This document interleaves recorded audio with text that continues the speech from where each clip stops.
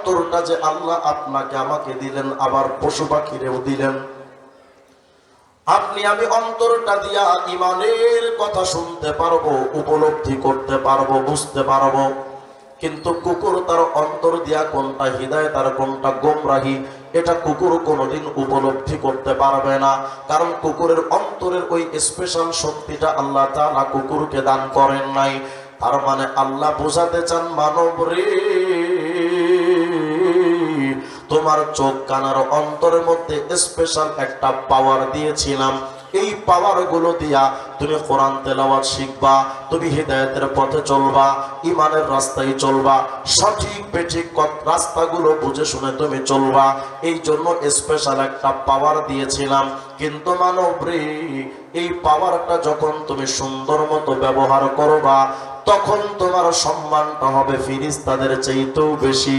কিন্তু যখন এগুলো স্পেশাল পাওয়ারটা ব্যবহার করে ঈমান হেদায়েতের রাস্তায় যখন চলবা না, এই মানব, তখন আমি আল্লাহই তো দেখলাম তোমার চোখের দৃষ্টির মধ্যে আর কুকুরের দৃষ্টির মধ্যে পার কোনো পার্থক্য রইল না। কারণ কুকুরও হিদায়েতের রাস্তা দেখলো না, তুমিও দেখলা না। তাহলে তোমার চোখের মধ্যে আর কুকুরের চোখের মধ্যে তফাৎটা রইল কই? তুমি ঈমানের কথা শুনলা না, হিদায়েতের কথা শুনলা না মানব। তোমার কানের মধ্যে আর কুকুরের কানের মধ্যে তফাৎ রইল না, তোমার অন্তরের মধ্যে আর কুকুরের অন্তরে তফাৎ রইল না। যখন আমি আল্লাহ এমনটা করে দেখবো, তুই তোর চোখ কান অন্তর দিয়া ঈমানের পথে তুমি চলবা না, ইসলামের পথে যখন চলবা না, তখন আমি আল্লাহ যখন দেখলাম তোমার অন্তর চোখ আর কানের মধ্যে তফাৎ রইল না, তখন আমি আল্লাহ তোমারই ওই ফেরেশতার উপরের জায়গার সম্মান থেকে একটা টান মাইরা এমন নিচে নামাইলাম, উলাইকা কাল আনআম। তুই এখন কুকুরের মতো, তোমার মর্যাদা এখন শূকরের মতো, হাইওয়ান পশু পাখি জানোয়ারের মতো তোমার সম্মান। বালহুম আদাল, আরো নিকৃষ্ট তুমি। বলেন এ কথা কার? যদি আপনি আমি এই ইহসাস অনুভূতি শক্তিগুলো, পঞ্চ ইন্দ্রিয় বা অনুভূতির প্রত্যেকটা শক্তি যদি ঈমানের রাস্তায় ব্যবহার করতাম, দাম হয়ে যেত ফেরেশতাদের চাইতেও বেশি। আরেক বর্ণনায় আসছে ঈমানদারের সম্মান তো কাবার চাইতেও বেশি। সুবহানাল্লাহ বলেন না? কিন্তু যখন আপনি আমি এগুলো ব্যবহার করলাম না, তখন আপনার আমার অবস্থান হবে কাল আনআম, কুকুরের মতো, শূকরের মতো, হাইওয়ান পশু পাখির মতো। নাস্তিকরা এই কথাটা, আয়াতটা শুনলে প্রশ্ন করে বসে, হুজুর এটা কোনো কথা? কেন ভাই? ও হুজুর, আল্লাহ তো কোনো ভদ্রতা তর্জমা বুঝে না। কেন ভাই এমন কথা বললেন? আল্লাহ যদি ভদ্রতা বুঝতো, মানুষ আল্লাহ কুত্তার সাথে তুলনা দেয়? আল্লাহ বলছেন মানুষ কুকুরের মতো, শূকরের মতো, পশুর মতো। আল্লাহ এই যে কথাটা বললেন, আল্লাহকে ঠিক করেছেন? এটা কোনো ভদ্র সভ্য সমাজের কাজ? তার মানে ওরা বোঝাতে চাই আল্লাহ যে কিছু মানুষে বলেছেন কুকুরের মতো, এর মানে আল্লাহ ভদ্রতা বুঝে না। আমি বললাম, বেটা, আমার আল্লাহ তো শুধু তুলনা দিয়েছেন, কিন্তু এই সমাজের চেহারার দিকে তাকাইলে এমন কিছু চেহারা ভেসে ওঠে যাদের কাজের দিকে তাকাইলে কুত্তাও লজ্জা পায়।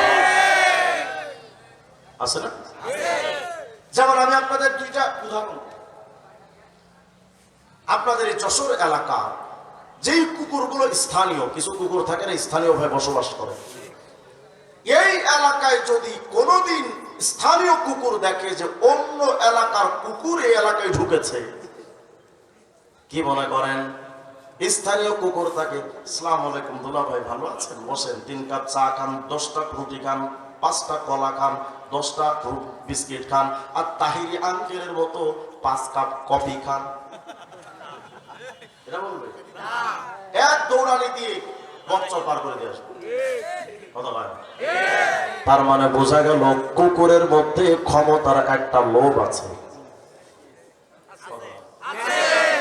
আস্তে কথা, জোরে কর। যে কারণে কুকুর তার নিজের ক্ষমতাটা ছাড়তে চায় না। রাগ কইরেন না যশোরের মুসলমান, আমি কোনো রাজনীতি করি না, রাজনীতি বুঝিও না, কিন্তু আমি যেটা দেখেছি 54টা বৎসর ধরে স্বাধীনতা 71-এর পর থেকে আজ পর্যন্ত বাংলাদেশে যারাই ক্ষমতায় এসেছে, কুকুর তার ক্ষমতাটা ছাড়তে চায় না, ওরাও তাদের ক্ষমতা কেউ ছাড়তে চায় না। আরো জোরে কোন, যে যেমনে পারছে ক্ষমতাকে কুক্ষিগত করে রাখার জন্য অনেকে তাহাজ্জুদের সময় ভোট চুরি করছে। এটা শুধু একদল না, চাই যখন ক্ষমতায় আসে তারা এই কাজই করতে চায়, ক্ষমতা ছাড়তে চায় না। বুঝাইতে চাই, নিজের এলাকায় অন্য কাউরে ক্ষমতায় দেখতে চায় না। কুত্তা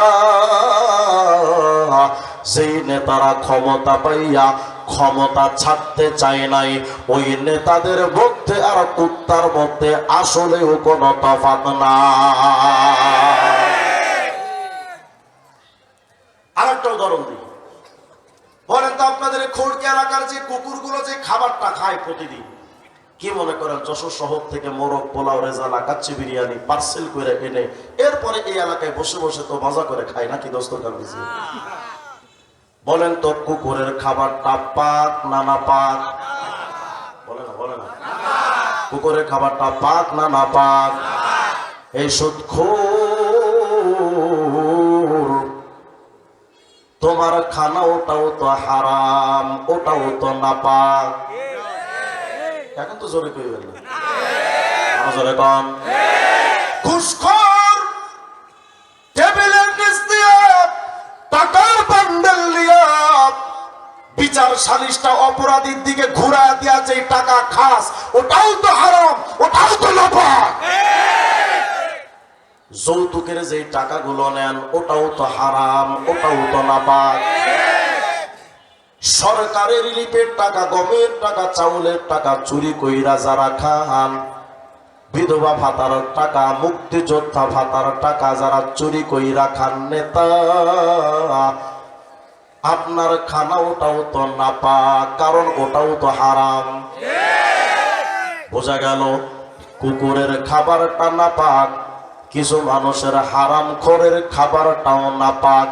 হারামখোর মানুষের ভেতরে আর কুত্তার মধ্যে আসলে রয় না কোনো তফাৎ। চেহারাটা দেখতে ভালো, পোশাকটাও চমৎকার, মাগার অন্তরে তার কালি ভরা।